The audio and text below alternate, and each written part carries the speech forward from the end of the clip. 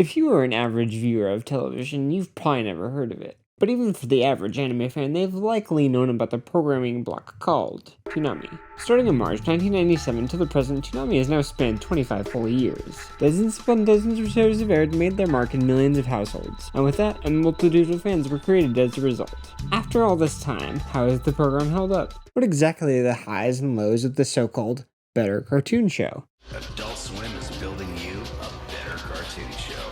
What make up the eras of Toonami? We call it. We call it. We call it. We call this. We call it. We call it Toonami. Toonami. Toonami. Toonami. Toonami. Tougher than the best. Stronger than the rest. It's time for some ass kicking. All strong. All brave. All heroes. The Iron Age, from March 17th, 1997 to July 9th, 1999. Starting in March, Toonami would begin airing, and sitting at the helm was Moltar. Taking a break from Space Coast to Coast, Moltar would lead us into a slow but strong start. Toonami would begin its run by airing Super Friends, Thundercats, The Real Adventures of Johnny Quest, Voltron, and Robotech. And while Thundercats and Johnny Quest are somewhat normal for Cartoon Network, Voltron and Robotech were not. It was the following summer, however, that Toonami would change forever and cement its place in television, with 2 new shows to its block. 2, 3, 4. Ladies. I am Sailor Moon! Sailor Scouts are here! Put some hair on your chest. Dragon Ball Z. Today at 5. On June 1st, 1998, Sailor Moon would debut, as well as Dragon Ball Z a couple months later on August 31st. Finally, Reboot would replace Thundercats on March 17th, 1999, and this would finish out the Iron Age, the Ascension Age, from July 10th, 1999 to March 4th, 2000. On July 9th, Toonami's host Moltar would make his final broadcast, but taking his place was a face that would become all too familiar with fans of Toonami. No big changes now. Same show, same attitude. New place to do it. New guy to do it with. On July 10th, the following day, Toonami would receive a new host, a robot named Tom. This was short for Toonami Operations Module. The lineup of shows would not change much. Johnny Quest would air a couple more times, whereas Sailor Moon and Dragon Ball Z would remain for the time being. And replacing Johnny Quest would be Ronin Warriors on September 27th. Outside of a DBZ movie marathon, nothing of note would really happen. Well, not until the Golden Age, from March 6th, 2000 to June 3rd, 2001. A new chapter in one of the greatest anime sagas of all time.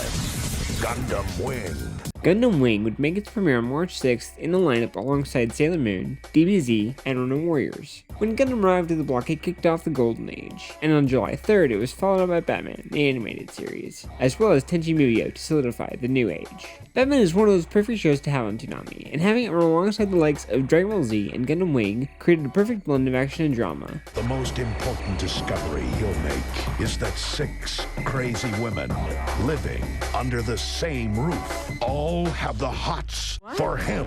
Tenchi, on the other hand, would make its own foothold by giving American audiences a colorful cast mixed with action and fan service that only Japan knows best. These 2 shows would also add another hour to the block. Superman, the animated series, would join Batman on September 13th, powering up the DC heroes in the lineup. Unfortunately, it wouldn't last, as Outlaw Star would replace it on January 15th, 2001. Introducing the Toonami audience to the fast-paced space adventure. It was at this time that Toonami had received a makeover in the form of the Intruder, and not only had Tom received this makeover, but his spaceship, the Absolution, did as well. And finally, the Big O would replace Outlaw Star on April 2nd, finishing out the Golden Age. The Collapse. From June 4th, 2001 to June 2nd, 2002. On June 4th, Card Captors would launch the next period of Toonami. Card Captors would be a fun yet watered down version of Card Captor Sakura, giving a good start to the new era. However, it wouldn't last long. Card Captors would be replaced by reruns of the Big O and Tenchi universe on June 25th, and unfortunately, the reruns would only continue. On July 16th, Outlaw Star would return to the block.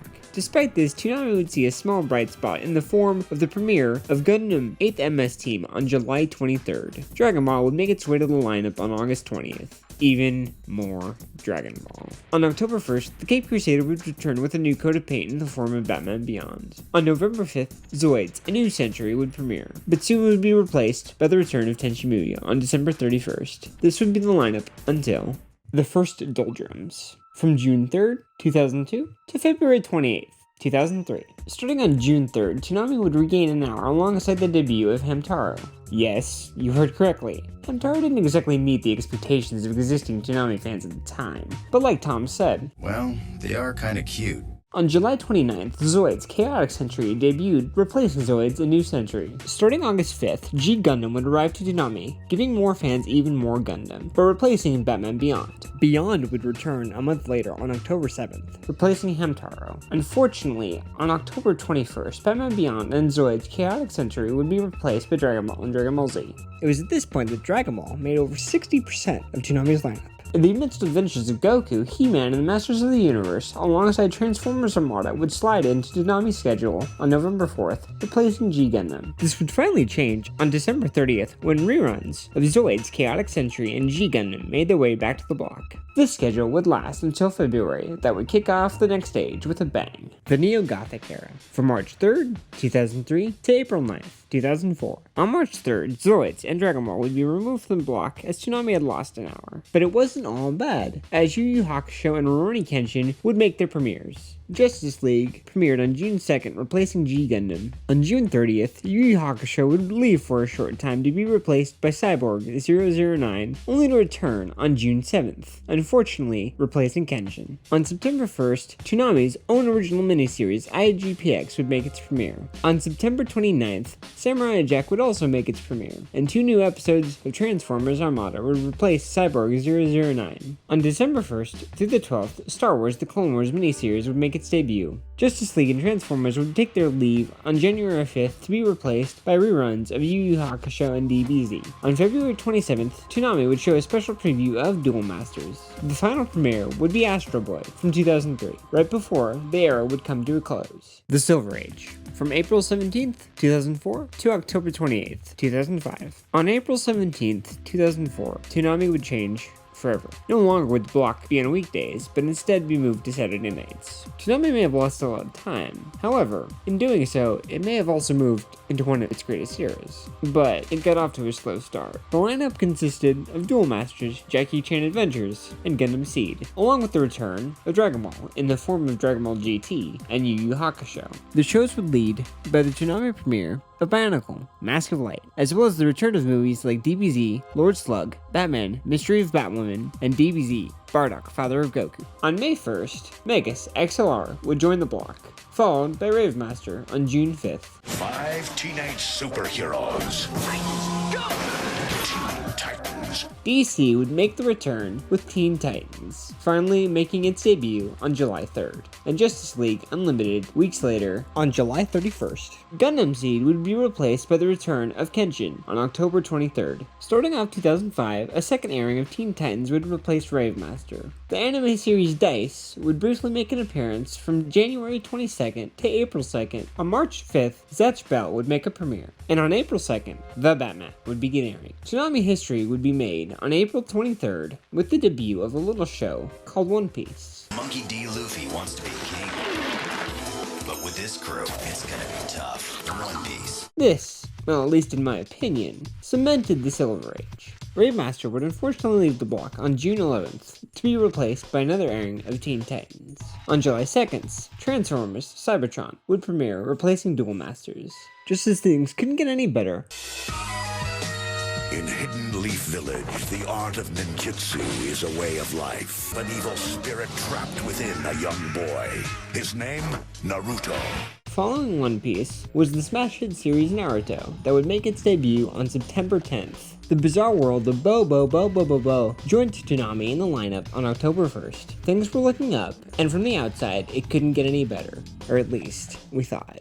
Dusk Era, the second doldrums. From November 5th, 2005 to October 6th, 2007. On November 5th, Toonami would air its first original full-length series, IGPX, Immortal Grand Prix. But what came next for Toonami was rather bizarre. No, that comes later. On November 19th, Tim Burton's Batman made its way to the block.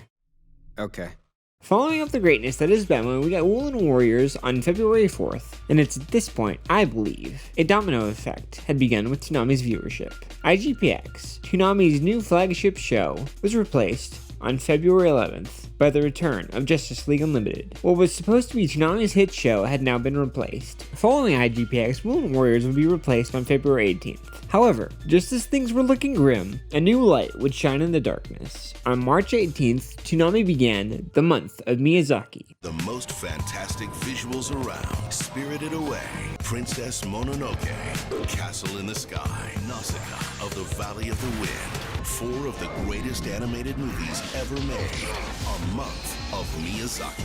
During the block, one of 4 different movies directed by Hayao Miyazaki aired each week. For the first week, Spirited Away debuted in between Transformers Cybertron and Bobo Bobo Bobo. On the second week, Princess Mononoke premiered on March 25th. Then, in the third week, Castle in the Sky made its way onto Toonami. Finally, on April 8th, Nausicaa and the Valley of the Wind finished out the month of Miyazaki. Nothing much of note would take place until June 3rd with the debut of Pokemon Chronicles, which replaced Teen Titans. On September 2nd, Fantastic Four: World's Greatest Heroes would premiere on Toonami. On September 16th, Teen Titans: Trouble in Tokyo made its premiere, closing out the series. Yu-Gi-Oh! GX and Pokemon Battle Frontier began airing on October 28th, and I think it was here that the sun began to set on Toonami. For the next 2 months, the schedule remained mostly the same until the end of the year. On December 23rd, The Prince of Tennis and Mar made the debut onto the block.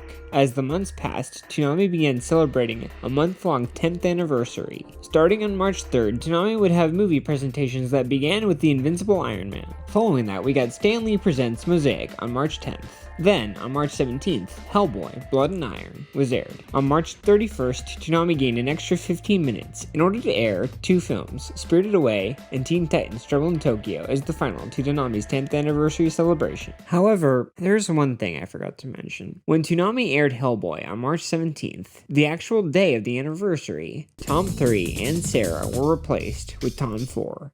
And his co-host Flash and D. On April 7th, DBZ made its return to the block. On April 28th, Sam Raimi's live-action Spider-Man made its way onto Toonami. A special marathon was given for Transformers Cybertron on June 30th in honor of Michael Bay's new film. Stormhawks would follow up a debut on July 31st. Despite things not looking so good for Toonami, Naruto would appear to shine a brief light on the approaching darkness that would come. Through August 17th through the 19th, a 50-hour marathon of the first 100 episodes of Naruto, known then as the Naruto Hundo, premiered. To celebrate 100 episodes of ninja goodness, we're running all of them in one huge blowout. That's 3 days, 50 hours, 100 episodes of Naruto, all weekend long. It's the Naruto Hundo. This would air throughout the entire weekend. On August 25th, Mega Man Star Force was given its 2-hour premiere and replaced Yu-Gi-Oh! GX. Naruto would make his movie debut with Ninja Clash in the Land of Snow on September 8th that would take over the entire block.